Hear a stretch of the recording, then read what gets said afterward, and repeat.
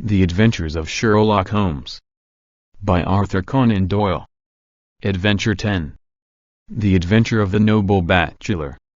The Lord St. Simon marriage, and its curious termination, have long ceased to be a subject of interest in those exalted circles in which the unfortunate bridegroom moves. Fresh scandals have eclipsed it, and their more piquant details have drawn the gossips away from this 4-year-old drama. As I have reason to believe, however, that the full facts have never been revealed to the general public, and as my friend Sherlock Holmes had a considerable share in clearing the matter up, I feel that no memoir of him would be complete without some little sketch of this remarkable episode. It was a few weeks before my own marriage, during the days when I was still sharing rooms with Holmes in Baker Street, that he came home from an afternoon stroll to find a letter on the table waiting for him. I had remained indoors all day, for the weather had taken a sudden turn to rain, with high autumnal winds, and the Jezzail bullet which I had brought back in one of my limbs as a relic of my Afghan campaign throbbed with dull persistence. With my body in one easy chair and my legs upon another, I had surrounded myself with a cloud of newspapers until at last, saturated with the news of the day, I tossed them all aside and lay listless, watching the huge crest and monogram upon the envelope upon the table and wondering lazily who my friend's noble correspondent could be. "Here is a very fashionable epistle," I remarked as he entered. "Your morning letters, if I remember right, were from a fishmonger and a tide waiter." "Yes, my correspondence has certainly the charm of variety," he answered, smiling, "and the humbler are usually the more interesting. This looks like one of those unwelcome social summonses which call upon a man either to be bored or to lie." He broke the seal and glanced over the contents. "Oh, come, it may prove to be something of interest, after all." "Not social, then?" "No, distinctly professional." "And from a noble client?" "One of the highest in England." "My dear fellow, I congratulate you.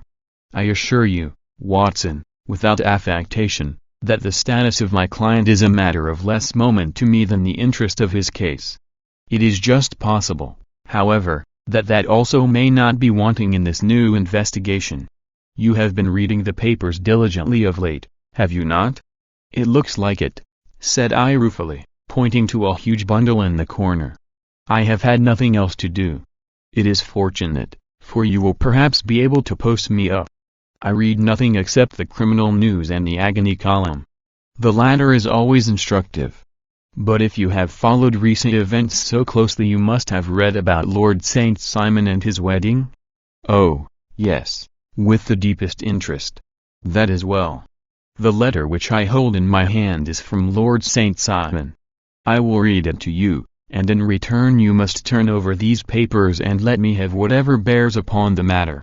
This is what he says: 'My dear Mr. Sherlock Holmes, Lord Backwater tells me that I may place implicit reliance upon your judgment and discretion.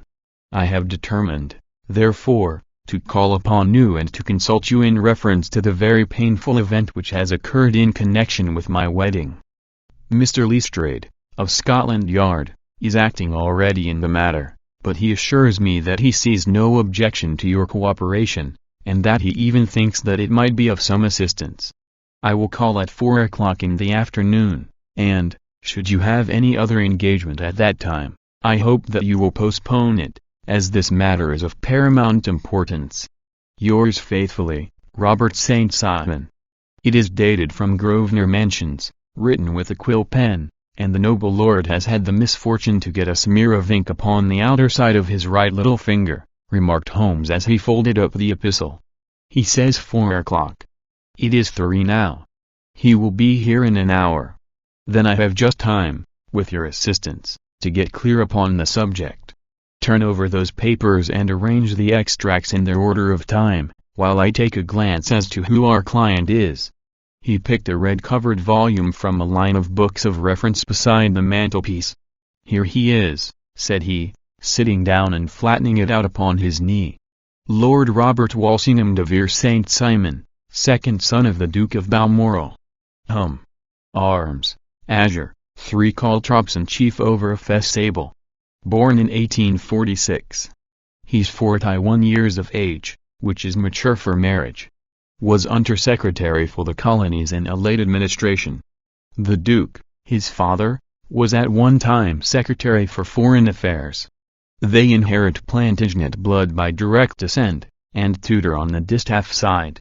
Ah! Well, there is nothing very instructive in all this. I think that I must turn to you, Watson, for something more solid.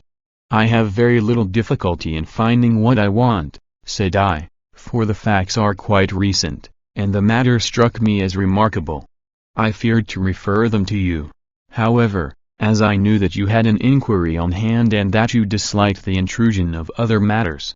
Oh, you mean the little problem of the Grosvenor Square furniture van. That is quite cleared up now, though, indeed, it was obvious from the first. Pray give me the results of your newspaper selections. Here is the first notice which I can find. It is in the personal column of the Morning Post, and dates, as you see, some weeks back. A marriage has been arranged, it says, and will, if rumor is correct, very shortly take place, between Lord Robert St. Simon, second son of the Duke of Balmoral, and Miss Hattie Doran, the only daughter of Aloysius Doran, Esquire, of San Francisco, California, USA. That is all. Terse and to the point, remarked Holmes, stretching his long, thin legs towards the fire. There was a paragraph amplifying this in one of the society papers of the same week. Ah, here it is. There'll soon be a call for protection in the marriage market, for the present free trade principle appears to tell heavily against our home product. One by one the management of the noble houses of Great Britain is passing into the hands of our fair cousins from across the Atlantic. An important addition has been made during the last week to the list of the prizes which have been borne away by these charming invaders. Lord St. Simon, who has shown himself for over 20 years proof against the little god's arrows, has now definitely announced his approaching marriage with Miss Hattie Doran, the fascinating daughter of a California millionaire. Miss Doran, whose graceful figure and striking face attracted much attention at the Westbury House festivities, is an only child, and it is currently reported that her dowry will run to considerably over the 6 figures, with expectancies for the future. As it is an open secret that the Duke of Balmoral has been compelled to sell his pictures within the last few years, and as Lord St. Simon has no property of his own save the small estate of Birchmoor, it is obvious that the Californian heiress is not the only gainer by an alliance which will enable her to make the easy and common transition from a Republican lady to a British peeress. Anything else? Asked Holmes, yawning. Oh, yes, plenty. Then there is another note in the Morning Post to say that the marriage would be an absolutely quiet one, that it would be at St. George's, Hanover Square, that only half a dozen intimate friends would be invited, and that the party would return to the furnished house at Lancaster Gate which has been taken by Mr. Aloysius Doran. 2 days later, that is, on Wednesday last, there is a curt announcement that the wedding had taken place, and that the honeymoon would be passed at Lord Backwater's place, near Petersfield. Those are all the notices which appeared before the disappearance of the bride. Before the what? Asked Holmes with a start. The vanishing of the lady. When did she vanish, then? At the wedding breakfast. Indeed. This is more interesting than it promised to be, quite dramatic, in fact. Yes, it struck me as being a little out of the common. They often vanish before the ceremony, and occasionally during the honeymoon, but I cannot call to mind anything quite so prompt as this. Pray let me have the details. I warn you that they are very incomplete. Perhaps we may make them less so. Such as they are set forth in a single article of a morning paper of yesterday, which I will read to you. It is headed, Singular Occurrence at a Fashionable Wedding. The family of Lord Robert St. Simon has been thrown into the greatest consternation by the strange and painful episodes which have taken place in connection with his wedding. The ceremony, as shortly announced in the papers of yesterday, occurred on the previous morning, but it is only now that it has been possible to confirm the strange rumors which have been so persistently floating about. In spite of the attempts of the friends to hush the matter up, So much public attention has now been drawn to it that no good purpose can be served by affecting to disregard what is a common subject for conversation. The ceremony, which was performed at St. George's, Hanover Square, was a very quiet one, no one being present save the father of the bride, Mr. Aloysius Doran, the Duchess of Balmoral, Lord Backwater, Lord Eustace and Lady Clara St. Simon, the younger brother and sister of the bridegroom, and Lady Alicia Whittington. The whole party proceeded afterwards to the house of Mr. Aloysius Doran, at Lancaster Gate, where breakfast had been prepared. It appears that some little trouble was caused by a woman, whose name has not been ascertained, who endeavored to force her way into the house after the bridal party, alleging that she had some claim upon Lord St. Simon. It was only after a painful and prolonged scene that she was ejected by the butler and the footman. The bride, who had fortunately entered the house before this unpleasant interruption, had sat down to breakfast with the rest, when she complained of a sudden indisposition and retired to her room. Her prolonged absence having caused some comment, her father followed her, but learned from her maid that she had only come up to her chamber for an instant, caught up an ulster and bonnet, and hurried down to the passage. One of the footmen declared that he had seen a lady leave the house thus apparelled, but had refused to credit that it was his mistress, believing her to be with the company. On ascertaining that his daughter had disappeared, Mr. Aloysius Doran, in conjunction with the bridegroom, instantly put themselves in communication with the police, and very energetic inquiries are being made, which will probably result in a speedy clearing up of this very singular business. Up to a late hour last night, however, nothing had transpired as to the whereabouts of the missing lady. There are rumors of foul play in the matter, and it is said that the police have caused the arrest of the woman who had caused the original disturbance, in the belief that, from jealousy or some other motive, she may have been concerned in the strange disappearance of the bride. And is that all? Only one little item in another of the morning papers, but it is a suggestive one. And it is, that Miss Flora Miller, the lady who had caused the disturbance, has actually been arrested. It appears that she was formerly a danseuse at the Allegro, and that she has known the bridegroom for some years. There are no further particulars, and the whole case is in your hands now, so far as it has been set forth in the public press. And an exceedingly interesting case it appears to be. I would not have missed it for worlds. But there is a ring at the bell, Watson, and as the clock makes it a few minutes after 4, I have no doubt that this will prove to be our noble client. Do not dream of going, Watson, for I very much prefer having a witness, if only as a check to my own memory. Lord Robert St. Simon, announced our page boy, throwing open the door. A gentleman entered, with a pleasant, cultured face, high-nosed and pale, with something perhaps of petulance about the mouth, and with the steady, well-opened eye of a man whose pleasant lot it had ever been to command and to be obeyed. His manner was brisk, and yet his general appearance gave an undue impression of age, for he had a slight forward stoop and a little bend of the knees as he walked. His hair, too, as he swept off his very curly-brimmed hat, was grizzled round the edges and thin upon the top. As to his dress, it was careful to the verge of foppishness, with high collar, black frock-coat, white waistcoat, yellow gloves, patent leather shoes, and light-colored gaiters. He advanced slowly into the room, turning his head from left to right, and swinging in his right hand the cord which held his golden eyeglasses. "Good day, Lord St. Simon," said Holmes, rising and bowing. "Pray take the basket chair. This is my friend and colleague, Dr. Watson. Draw up a little to the fire, and we will talk this matter over. A most painful matter to me, as you can most readily imagine, Mr. Holmes. I have been cut to the quick. I understand that you have already managed several delicate cases of this sort, sir, though I presume that they were hardly from the same class of society." "No, I am descending. I beg pardon. My last client of the sort was a king." "Oh, really? I had no idea. And which king?" "The king of Scandinavia." "What? Had he lost his wife?" "You can understand," said Holmes suavely, that I extend to the affairs of my other clients the same secrecy which I promise to you and yours. Of course. Very right. Very right. I'm sure I beg pardon.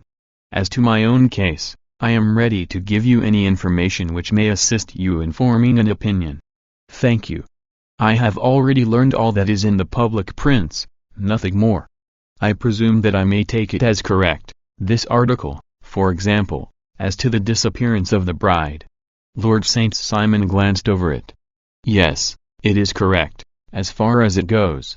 But it needs a great deal of supplementing before anyone could offer an opinion. I think that I may arrive at my facts most directly by questioning you. Pray do so. When did you first meet Miss Hattie Doran? In San Francisco, a year ago. You were traveling in the States? Yes. Did you become engaged then? No. But you were on a friendly footing? I was amused by her society, and she could see that I was amused. Her father is very rich? He is said to be the richest man on the Pacific slope. And how did he make his money? In mining. He had nothing a few years ago.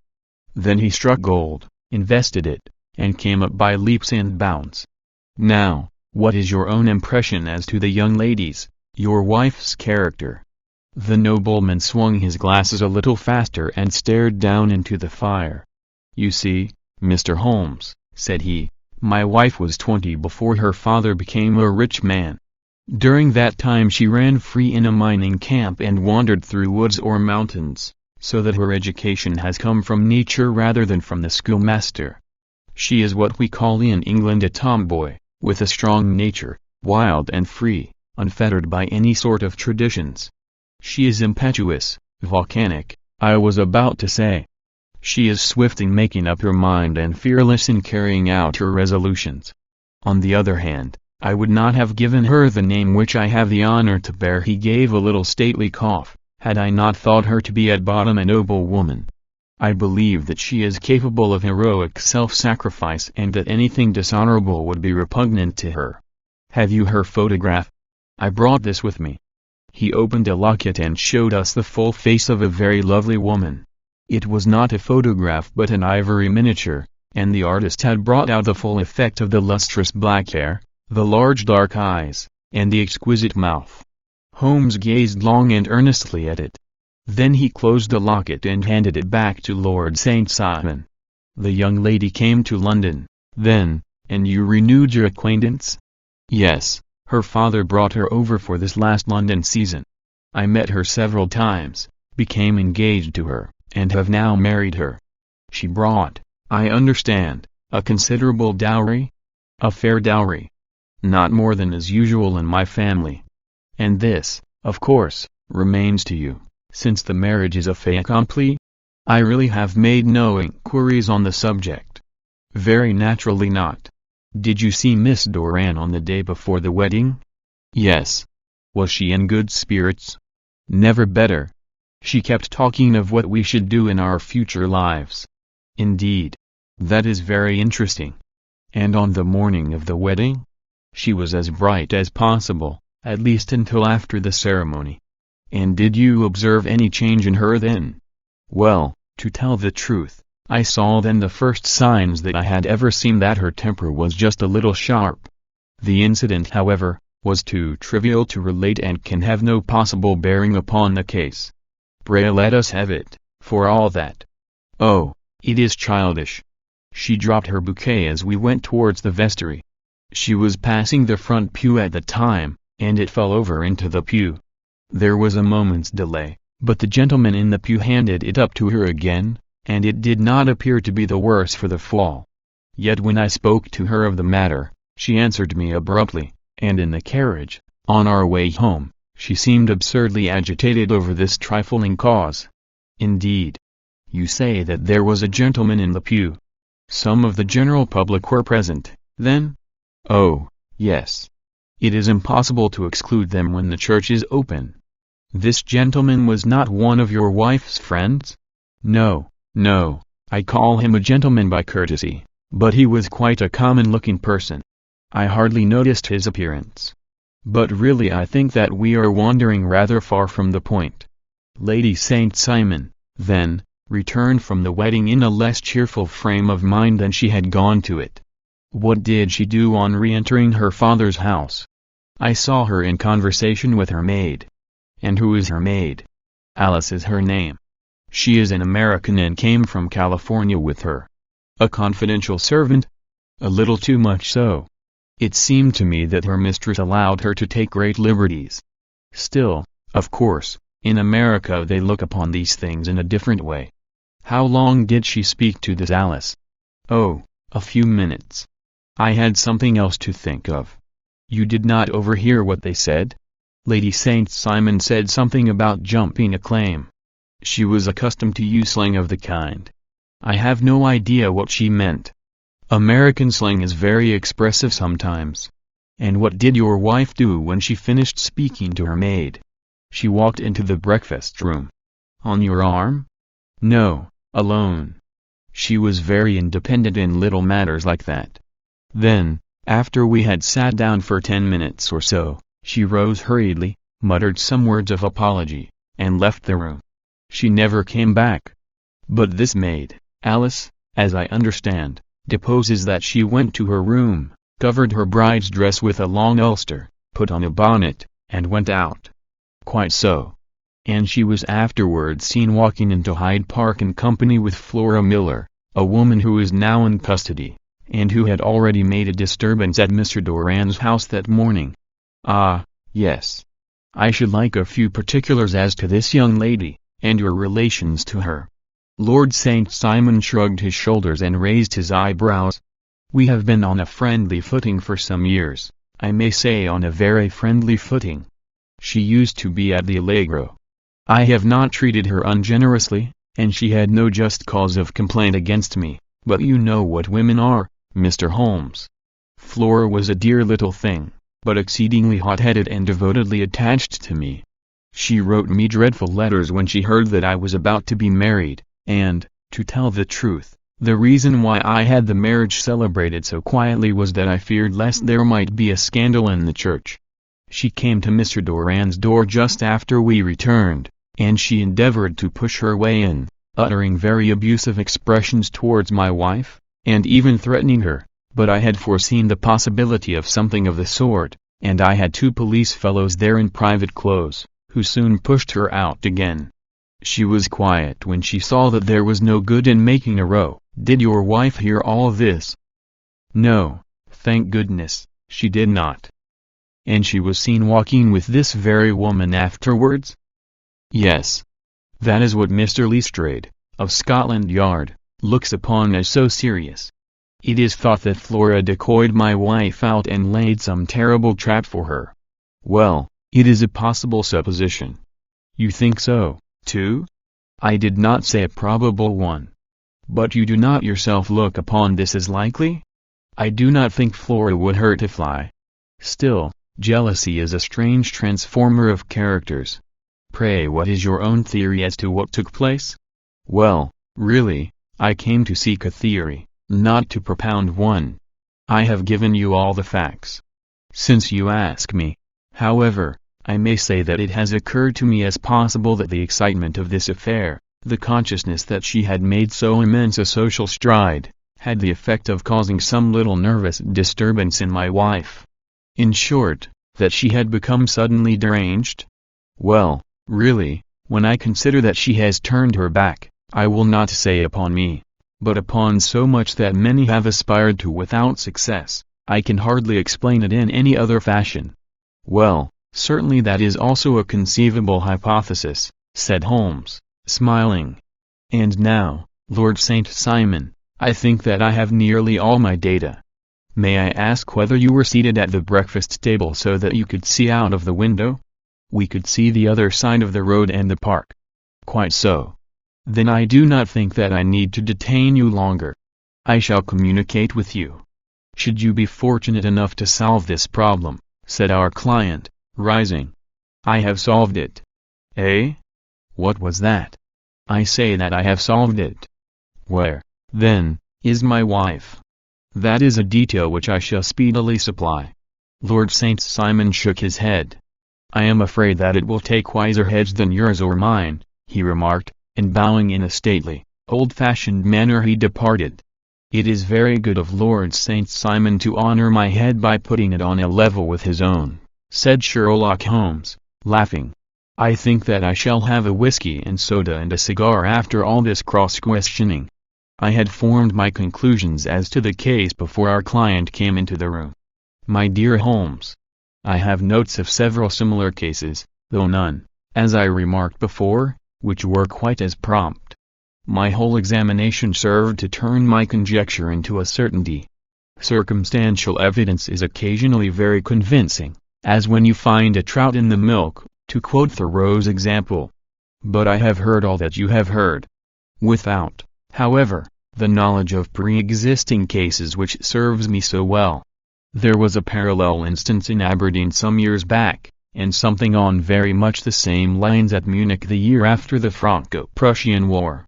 It is one of these cases, but, hello, here is Lestrade. Good afternoon, Lestrade. You will find an extra tumbler upon the sideboard, and there are cigars in the box."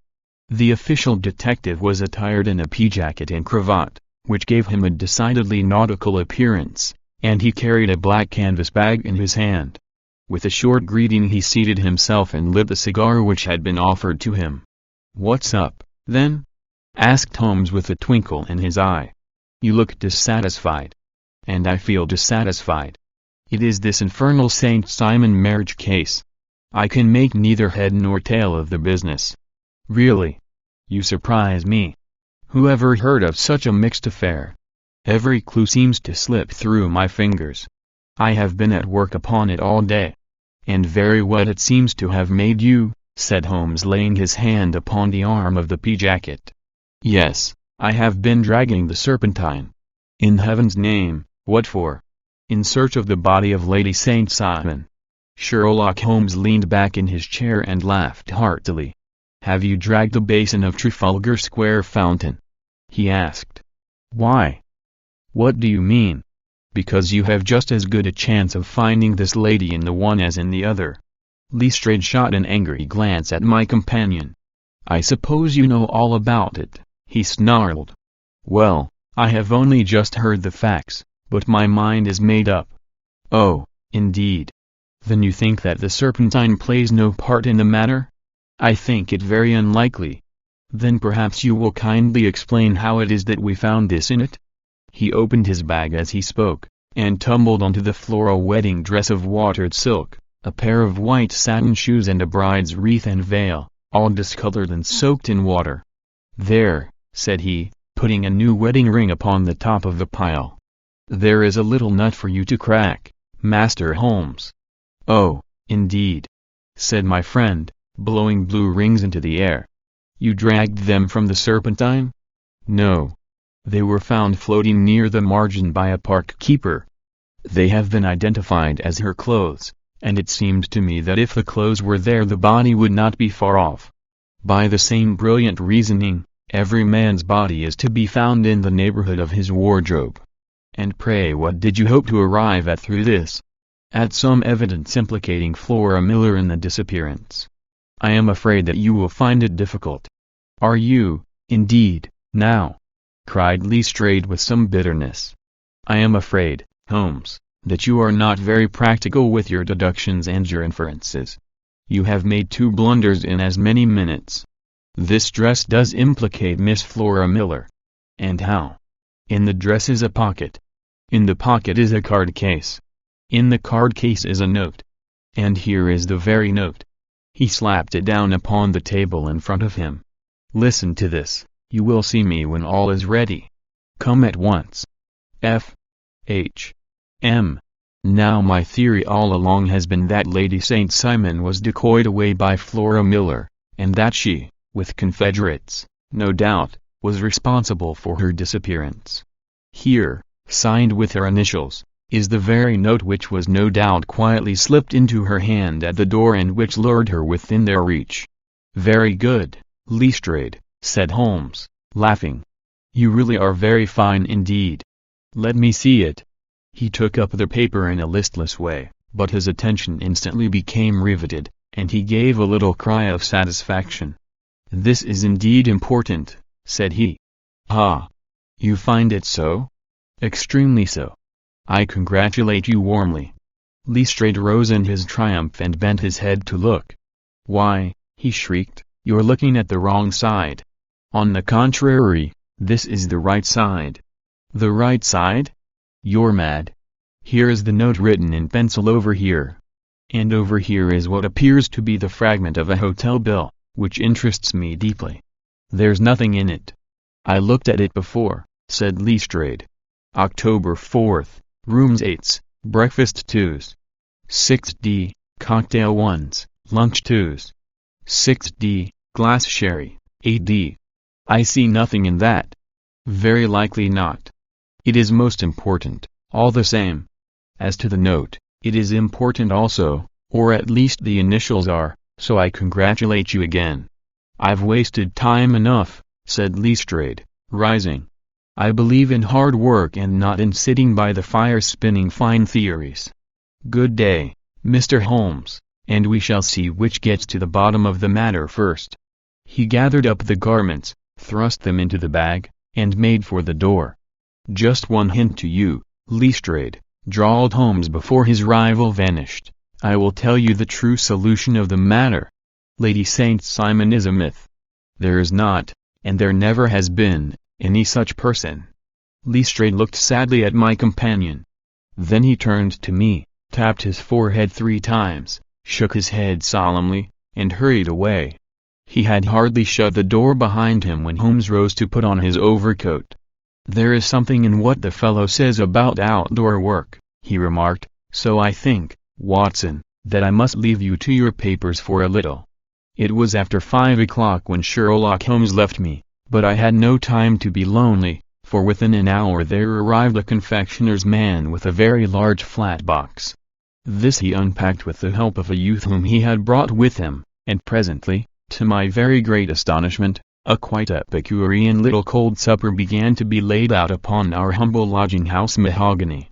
There were a couple of brace of cold woodcock, a pheasant, a pâté de foie gras pie with a group of ancient and cobwebby bottles.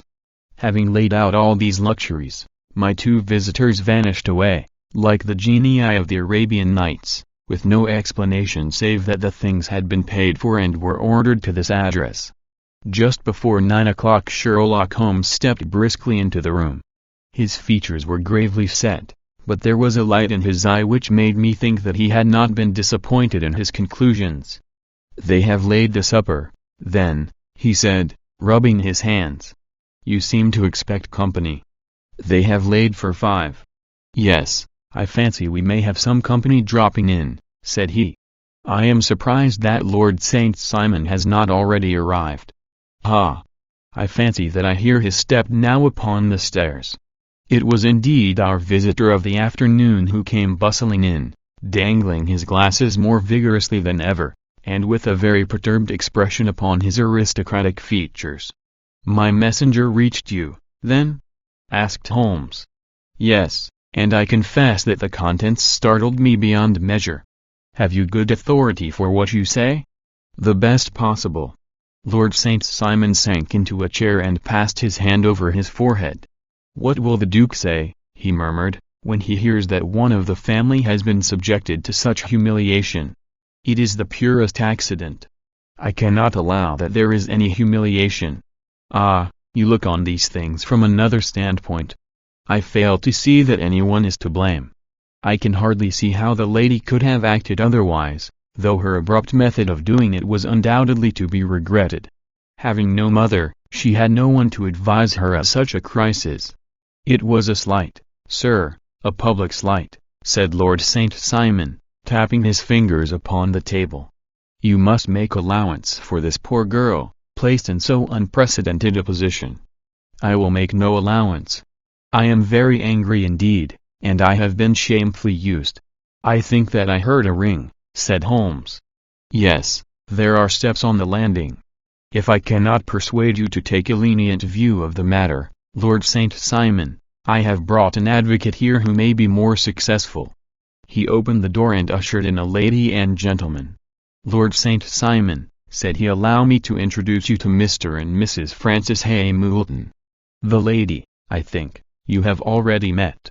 At the sight of these newcomers our client had sprung from his seat and stood very erect, with his eyes cast down and his hand thrust into the breast of his frock-coat, a picture of offended dignity. The lady had taken a quick step forward and had held out her hand to him, but he still refused to raise his eyes. It was as well for his resolution, perhaps, for her pleading face was one which it was hard to resist. "You're angry, Robert," said she. "Well, I guess you have every cause to be." "Pray make no apology to me," said Lord St. Simon bitterly. "Oh, yes, I know that I have treated you real bad and that I should have spoken to you before I went, but I was kind of rattled, and from the time when I saw Frank here again I just didn't know what I was doing or saying. I only wonder I didn't fall down and do a faint right there before the altar. Perhaps, Mrs. Moulton, you would like my friend and me to leave the room while you explain this matter?" "If I may give an opinion," remarked the strange gentleman, "we've had just a little too much secrecy over this business already. For my part, I should like all Europe and America to hear the rights of it." He was a small, wiry, sunburned man, clean-shaven, with a sharp face and alert manner. "Then I'll tell our story right away," said the lady. "Frank here and I met in '84, in McQuire's camp, near the Rockies, where Pa was working a claim. We were engaged to each other, Frank and I, but then one day Father struck a rich pocket and made a pile, while poor Frank here had a claim that petered out and came to nothing. The richer Pa grew, the poorer was Frank, so at last Pa wouldn't hear of our engagement lasting any longer, and he took me away to Frisco. Frank wouldn't throw up his hand, though, so he followed me there, and he saw me without Pa knowing anything about it. It would only have made him mad to know, so we just fixed it all up for ourselves. Frank said that he would go and make his pile, too, and never come back to claim me until he had as much as Pa. So then I promised to wait for him to the end of time and pledged myself not to marry anyone else while he lived. "Why shouldn't we be married right away, then," said he, "and then I will feel sure of you, and I won't claim to be your husband until I come back." Well, we talked it over, and he had fixed it all up so nicely, with a clergyman already in waiting, that we just did it right there, and then Frank went off to seek his fortune, and I went back to Pa. The next I heard of Frank was that he was in Montana, and then he went prospecting in Arizona, and then I heard of him from New Mexico. After that came a long newspaper story about how a miners' camp had been attacked by Apache Indians, and there was my Frank's name among the killed. I fainted dead away, and I was very sick for months after. Pa thought I had a decline and took me to half the doctors in Frisco.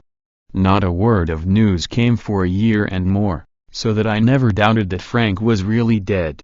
Then Lord St. Simon came to Frisco, and we came to London, and a marriage was arranged, and Pa was very pleased, but I felt all the time that no man on this earth would ever take the place in my heart that had been given to my poor Frank. Still, if I had married Lord St. Simon, of course I'd have done my duty by him. We can't command our love, but we can our actions. I went to the altar with him with the intention to make him just as good a wife as it was in me to be. But you may imagine what I felt when, just as I came to the altar rails, I glanced back and saw Frank standing and looking at me out of the first pew. I thought it was his ghost at first, but when I looked again there he was still, with a kind of question in his eyes, as if to ask me whether I were glad or sorry to see him. I wonder I didn't drop. I know that everything was turning round, and the words of the clergyman were just like the buzz of a bee in my ear. I didn't know what to do. Should I stop the service and make a scene in the church? I glanced at him again, and he seemed to know what I was thinking, for he raised his finger to his lips to tell me to be still. Then I saw him scribble on a piece of paper, and I knew that he was writing me a note. As I passed his pew on the way out I dropped my bouquet over to him, and he slipped the note into my hand when he returned me the flowers. It was only a line asking me to join him when he made the sign to me to do so. Of course I never doubted for a moment that my first duty was now to him, and I determined to do just whatever he might direct. When I got back I told my maid, who had known him in California, and had always been his friend. I ordered her to say nothing, but to get a few things packed and my ulster ready. I know I ought to have spoken to Lord St. Simon, but it was dreadful hard before his mother and all those great people. I just made up my mind to run away and explain afterwards. I hadn't been at the table 10 minutes before I saw Frank out of the window at the other side of the road. He beckoned to me and then began walking into the park. I slipped out, put on my things, and followed him. Some woman came talking something or other about Lord St. Simon to me. Seemed to me from the little I heard as if he had a little secret of his own before marriage also, but I managed to get away from her and soon overtook Frank. We got into a cab together, and away we drove to some lodgings he had taken in Gordon Square, and that was my true wedding after all those years of waiting. Frank had been a prisoner among the Apaches, had escaped, came on to Frisco, found that I had given him up for dead and had gone to England, followed me there, and had come upon me at last on the very morning of my second wedding. I saw it in a paper, explained the American. It gave the name and the church but not where the lady lived. Then we had a talk as to what we should do, and Frank was all for openness, but I was so ashamed of it all that I felt as if I should like to vanish away and never see any of them again, just sending a line to Pa, perhaps, to show him that I was alive. It was awful to me to think of all those lords and ladies sitting round that breakfast table and waiting for me to come back. So Frank took my wedding clothes and things and made a bundle of them, so that I should not be traced, and dropped them away somewhere where no one could find them. It is likely that we should have gone on to Paris tomorrow, only that this good gentleman, Mr. Holmes, came round to us this evening, though how he found us is more than I can think. And he showed us very clearly and kindly that I was wrong and that Frank was right, and that we should be putting ourselves in the wrong if we were so secret. Then he offered to give us a chance of talking to Lord St. Simon alone, and so we came right away round to his rooms at once. Now, Robert, you have heard it all, and I am very sorry if I have given you pain, and I hope that you do not think very meanly of me. Lord St. Simon had by no means relaxed his rigid attitude, but had listened with a frowning brow and a compressed lip to this long narrative. "Excuse me," he said, "but it is not my custom to discuss my most intimate personal affairs in this public manner." "Then you won't forgive me? You won't shake hands before I go?" "Oh, certainly, if it would give you any pleasure." He put out his hand and coldly grasped that which she extended to him. "I had hoped," suggested Holmes, "that you would have joined us in a friendly supper." "I think that there you ask a little too much," responded his lordship.